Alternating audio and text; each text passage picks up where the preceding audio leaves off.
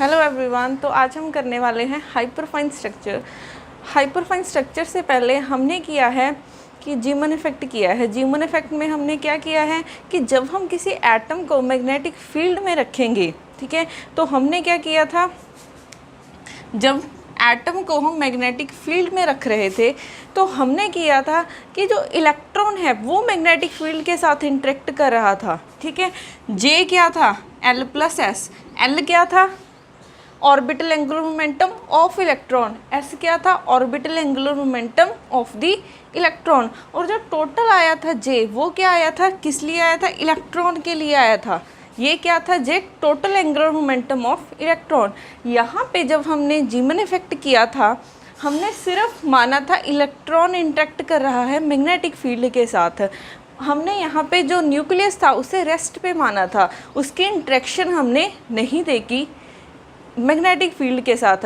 But atom में nucleus भी है और इलेक्ट्रॉन भी है। इलेक्ट्रॉन भी इंटरेक्ट करेगा मैग्नेटिक फील्ड के साथ और न्यूक्लियस भी इंटरेक्ट करेगा मैग्नेटिक फील्ड के साथ।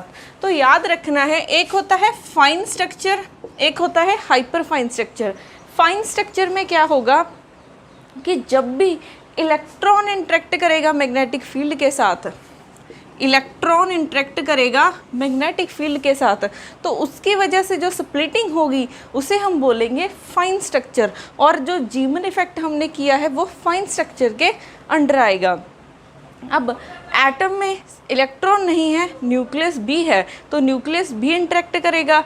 तो हाइपरफाइन में क्या होगा, इलेक्ट्रॉन के साथ साथ न्यूक्लियस भी जब मैग्नेटिक फील्ड के साथ इंटरेक्ट करता है तो उसकी वजह से जो स्प्लिटिंग होती है उसे हम बोलते हैं हाइपरफाइन स्ट्रक्चर। तो याद क्या रखना है, फाइन स्ट्रक्चर में सिर्फ इलेक्ट्रॉन इंटरेक्ट करता है मैग्नेटिक फील्ड के साथ। हाइपरफाइन में क्या होता है, न्यूक्लियस भी इंटरेक्ट करता है इलेक्ट्रॉन के साथ मैग्नेटिक फील्ड के साथ, ठीक है। यहाँ पे इलेक्ट्रॉन भी इंटरेक्ट करेगा, न्यूक्लियस भी इंटरेक्ट करेगा मैग्नेटिक फील्ड के साथ। अब यहाँ पे क्या होगा, यहाँ पे हम सिर्फ बात कर रहे थे जेथ की, ठीक है। जे क्या था, total angular momentum of electron. But यहाँ पे जब हम टोटल एटम की बात करेंगे, यहाँ पे आ जाएगा एफ। एफ क्या है, total angular momentum of the atom. ये है एटम का। एटम में क्या है, एक तो हमारे पास इलेक्ट्रॉन का टोटल एंगुलर मोमेंटम है, एक क्या आ जाएगा यहाँ पे, न्यूक्लियस का।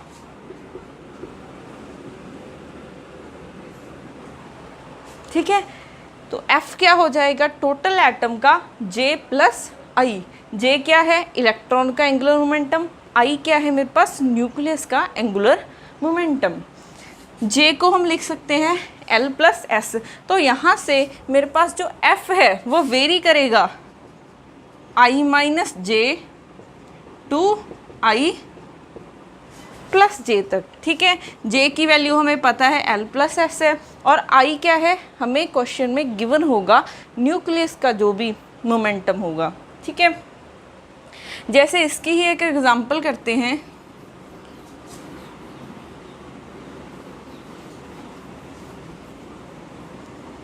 तो याद रखना है F क्या होगा मेरे पास, I प्लस J।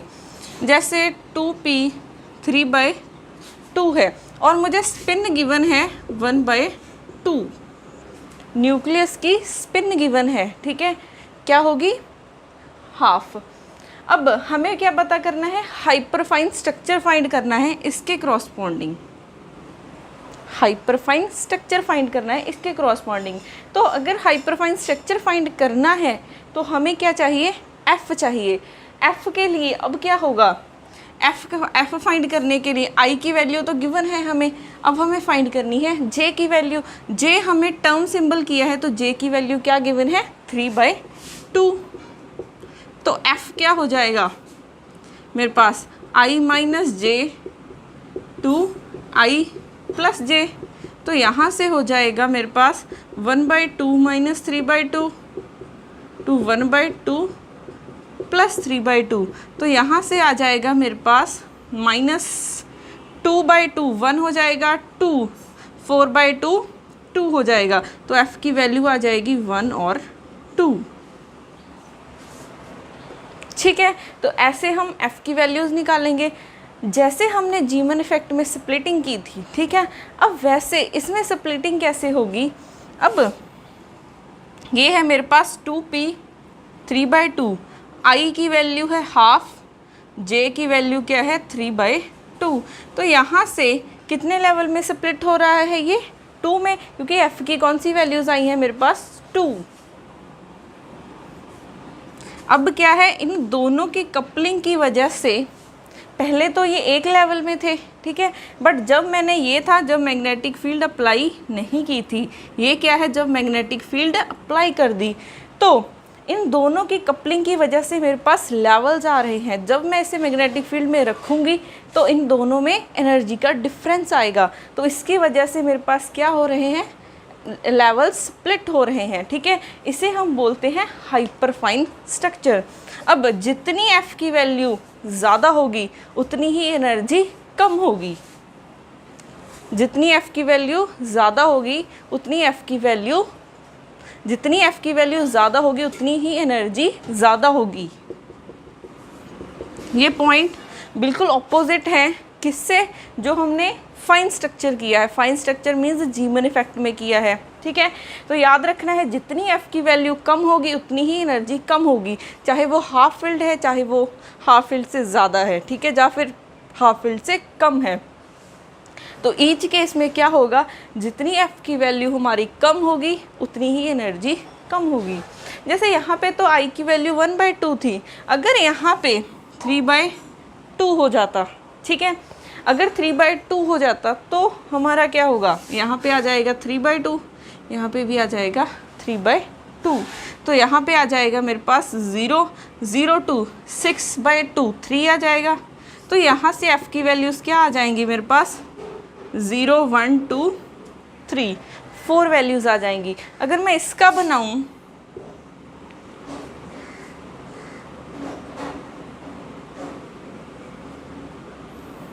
तो f की जितनी वैल्यू कम होगी उतनी ही एनर्जी कम होगी। तो यहाँ पे f0 आ जाएगा, f1 आ जाएगा, f2 आ जाएगा और f3 आ जाएगा। ठीक है, अब हमें देखनी है ट्रांजिशंस। तो ट्रांजिशंस के लिए यहाँ पे भी सेम रूल है, डेल्टा f की वैल्यू या तो 0 हो सकती है या फिर ±1 हो सकती है। ये हमारा क्या है, सिलेक्शन रूल।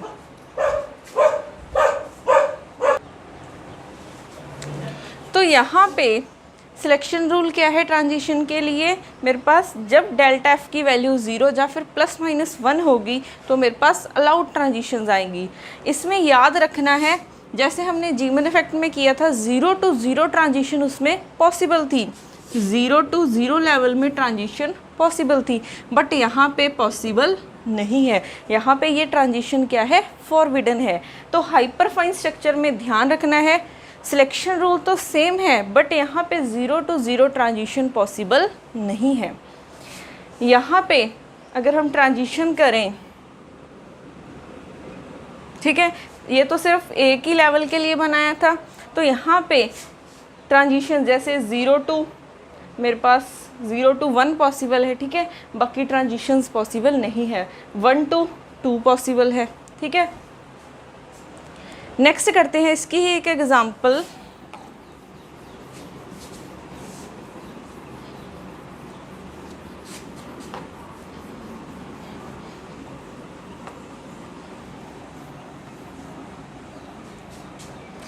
जैसे मेरे पास ट्रांजिशन है 2s हाफ टू 2p 1/2, तो यहाँ से मुझे i की वैल्यू गिवन है हाफ। ठीक है, हमें इसका हाइपरफाइन स्ट्रक्चर फाइंड करना है। तो हाइपरफाइन स्ट्रक्चर फाइंड करने के लिए पहले हमें j की वैल्यू पता होनी चाहिए। अब मेरे पास 2 लेवल्स हैं, ठीक है, अगर मेरे पास 2 लेवल्स हैं, ये क्या है 2s 1/2 है, ये क्या है 2p 1/2 है। यहाँ पे j की वैल्यू क्या है, हमें टर्म सिंबल निकालने आते हैं, तो j की वैल्यू क्या है, हाफ है, और i की वैल्यू हमें गिवन है हाफ। इसके लिए j की वैल्यू हाफ है और i की वैल्यू क्या है 1/2 2 है। अब f की वैल्यू क्या हो जाएगी, i minus J to I plus जे, तो f क्या हो जाएगा 1/2 माइनस 1/2 टू 1/2 प्लस 1/2, तो f की वैल्यू क्या हो जाएगी 0 to 1। ठीक है, तो f की मेरे पास 2 वैल्यूज़ आ जाएंगी 0 and 1। इस केस के लिए भी 0 and 1 आ जाएंगी और इस केस के लिए भी 0 and 1 आ जाएंगी, क्योंकि दोनों की वैल्यूज़ क्या हैं, सेम है। अब ये था जब मैग्नेटिक फील्ड 0 थी। जब मैग्नेटिक फील्ड अप्लाई करेंगे, पहले ये लेवल्स क्या थे, डीजनरेट थे, पर इन दोनों की कपलिंग की वजह से ये लेवल्स क्या हो जाएंगे, स्प्लिट हो जाएंगे, क्योंकि 2 लेवल्स में, ठीक है, स्प्लिट हो रहा है। यहाँ पे F1 हो जाएगा, यहाँ पे F0 आ जाएगा।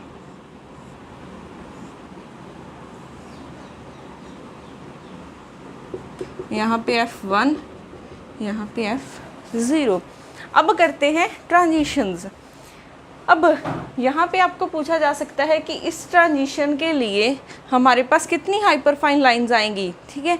तो इसके लिए हमें पता है सिलेक्शन रूल क्या है, डेल्टा एफ की वैल्यू जा तो 0 हो सकती है, जा +-1, और 0 to 0 ट्रांजिशन पॉसिबल नहीं है, ठीक है। ये बहुत इम्पॉर्टेंट रिजल्ट है। अब 0 to 0 नहीं जा सकते, 0 to 1 जा सकते हैं। F1 to F0 जा सकते हैं, F1 to F1 जा सकते हैं। तो यहाँ पे मेरे पास कितनी ट्रांजिशंस पॉसिबल है, 3। तो मेरे पास 3 हाइपरफाइन लाइंस आ जाएंगी। ये क्या है, हमारा हाइपरफाइन स्ट्रक्चर। तो याद क्या रखना है सिर्फ आपको कि हाइपरफाइन में इलेक्ट्रॉन के साथ साथ न्यूक्लियस भी इंटरेक्ट करेगा। जो हमारा F होगा वो क्या है, टोटल एटम का है। एटम में क्या होगा, एक न्यूक्लियस का भी ऐड होगा, J हो जाएगा, प्लस I क्या होगा, स्पिन होगी किसकी, न्यूक्लियस की। तो F की वजह से यहाँ पे स्प्लिटिंग होगी, उसको बोलेंगे हम हाइपरफाइन स्ट्रक्चर।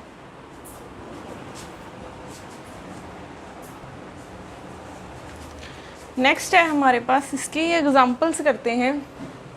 फर्स्ट है कि 2p1/2 to 2d3/2 तक ट्रांजिशन गिवन है। हमें इसके लिए फाइंड करनी है क्या, हाइपरफाइन लाइंस। तो हाइपरफाइन लाइंस के लिए हमें यहाँ पे I की वैल्यू क्या गिवन है, 2, ठीक है। I की वैल्यू हमें ऑलवेज गिवन होगी, सिर्फ आपको J की वैल्यू फाइंड करनी है गिवन टर्म सिंबल से। अब अगर हमने इसकी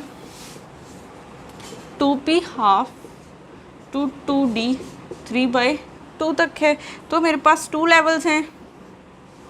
कौन सा 2p½ और 2d3/2। यहाँ से अब यहाँ टर्म सिंबल से हमें पता चल जाएगा J की वैल्यू क्या है, 1/2 है, I की वैल्यू हमें 2 गिवन है। यहाँ से J की वैल्यू क्या है, 3/2 है, और I की वैल्यू क्या हो जाएगी, 2। तो F की वैल्यू क्या होती है, I minus J to I plus J। तो यहाँ से आ जाएगा मेरे पास 2 माइनस 3/2, 2 प्लस 3/2। तो यहाँ से आ जाएंगी 4 माइनस 1/2, यहाँ से आ जाएंगी 4 प्लस 7/2, यही आ जाएंगे, ठीक है, 1/2 to 7/2 तक।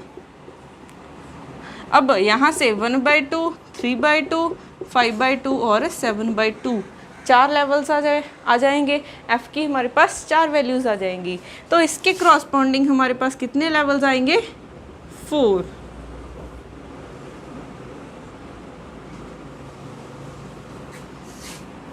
जितनी F की वैल्यू ज़्यादा होगी उतनी एनर्जी ज़्यादा होगी। तो यहाँ पे आ जाएगा 7/2, 5/2, 3/2 और 1/2। अब देखते हैं इसके लिए क्या हो जाएगा, यहाँ पे आ जाएगा हाफ, यहाँ पे भी क्या आ जाएगा, हाफ।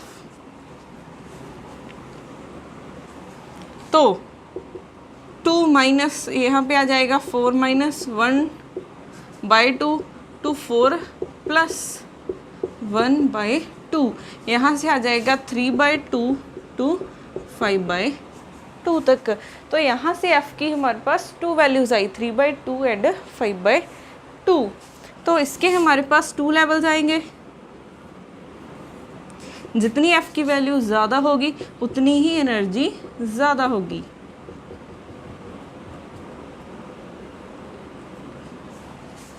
अब हमें देखनी है नंबर ऑफ़ हाइपरफाइन लाइंस। तो नंबर ऑफ़ हाइपरफाइन लाइंस के लिए हमारे पास सिलेक्शन रूल क्या है, डेल्टा एफ की वैल्यू क्या होनी चाहिए, या तो 0 या फिर +-1। डेल्टा एफ की वैल्यू क्या होनी चाहिए, या तो 0 या फिर +-1, और 0 to 0 ट्रांजिशन पॉसिबल नहीं है। अब यहाँ से 3/2, तो अगर मैं 1/2 तक आऊँ, 3/2 माइनस 1/2, 3/2 माइनस 1/2, तो ये क्या हो जाएगा, 2/2 1 हो जाएगा। तो ये वाली ट्रांजिशन पॉसिबल है। 3/2 टू 3/2 0 आ जाएगा, ये भी पॉसिबल है। 3/2 टू 5/2, ये क्या हो जाएगा, माइनस करेंगे 2/2 1 आ जाएगा, ये भी पॉसिबल है। 3/2 टू 7/2, ये जब माइनस करेंगे 4/2, ये पॉसिबल नहीं है। 5/2 टू 1/2 तक जाएंगे, 4/2 2 आएगा, ये भी पॉसिबल नहीं है। यहाँ से यहाँ आएंगे 5 - 3 2 डिवाइडेड बाई 2 1 आ जाएगा, तो ये पॉसिबल है। नेक्स्ट 5/2 टू 5/2 तक पॉसिबल है क्योंकि 0 आ जाएगा। 5/2 तो 7/2 तक, -2/2 -1 आएगा, ये भी पॉसिबल है।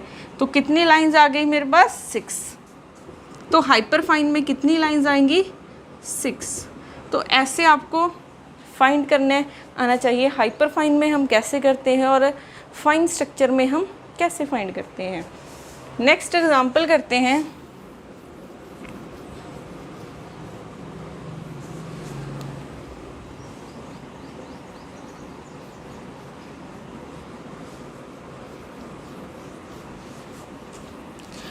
उससे पहले जो भी मेरे पास 2 हाइपरफाइन्स लेवल्स आ रहे हैं, ठीक है, एक f की वैल्यू ऐसे है, तो एक लेवल जैसे यहाँ पे f की वैल्यू 1 है, यहाँ पे f की वैल्यू 0 है, तो दो हाइपरफाइन्स में, हाइपरफाइन लाइन में एनर्जी डिफरेंस कितना आ रहा है, क्योंकि जब हम उसे मैग्नेटिक फील्ड में रखते हैं तो यहाँ पे एनर्जी डिफरेंस की वजह से ही तो स्प्लिटिंग हो रही है।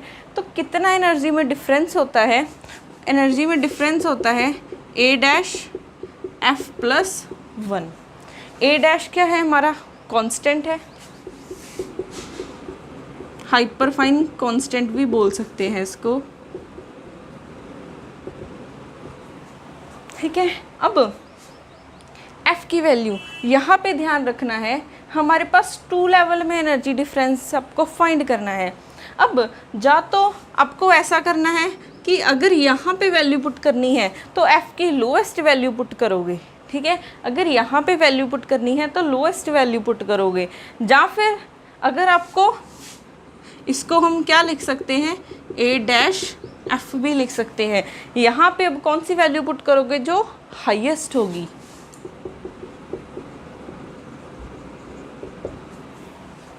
यहाँ पे कौन सी वैल्यू पुट करनी है, जो स्मॉलेस्ट है, ठीक है। तो हमारे पास 2 मेथड्स हैं, या तो आप इसमें F+1 में वैल्यू पुट करो, तो कौन सी वैल्यू पुट करोगे, लोएस्ट वाली, ठीक है। यहाँ पे लोएस्ट कौन सी है, 0। अगर आप इस कंप्लीट की जगह पे या फिर पुट कर सकते हो जो हमारी हाईएस्ट वैल्यू है, ठीक है। तो यहाँ पे क्या आ जाएगा, 1।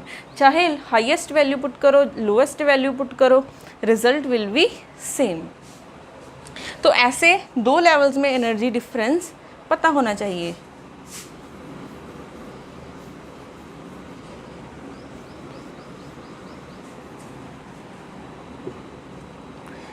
इसके बेस पे ही न्यूमेरिकल है, हमारे पास ये ट्रांजिशन गिवन है। यहाँ पे जो 2 की वैल्यू है, ये हमने टर्म सिंबल में नहीं किया है, ठीक है। यहाँ पे कोई वैल्यू हो, बट यहाँ पे इन्होंने मेंशन कर दिया कि ये कौन सी वैल्यू है, f की वैल्यू गिवन है।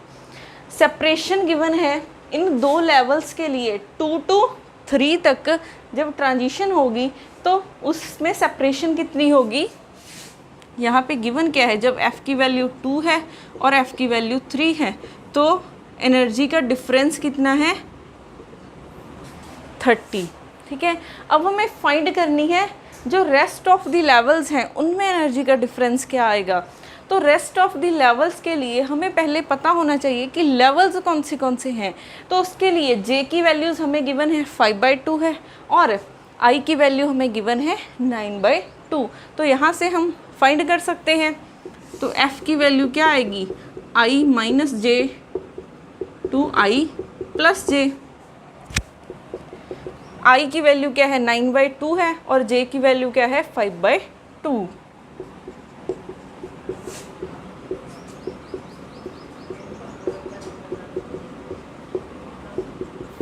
ये आ जाएगा 4/2 2, ये आ जाएगा 14/2।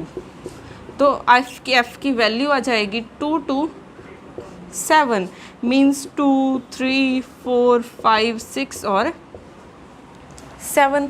ठीक है, अब इन दोनों लेवल के लिए एनर्जी डिफरेंस गिवन है तो हम इसको लिख सकते हैं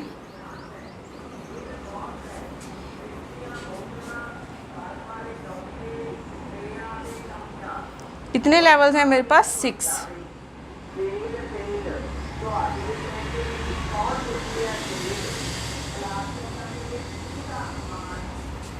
F की जितनी वैल्यू ज़्यादा होगी उतनी ही एनर्जी ज़्यादा होगी।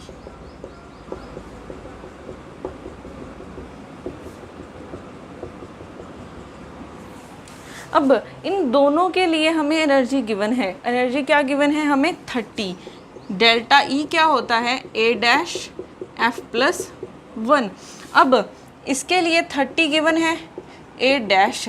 अब F की वैल्यू या तो 2 पुट कर लो या फिर टोटल को क्या लिख देना है जो हाईएस्ट वैल्यू है। तो यहाँ पे क्या आ जाएगा 2 + 1 3 आ जाएगा।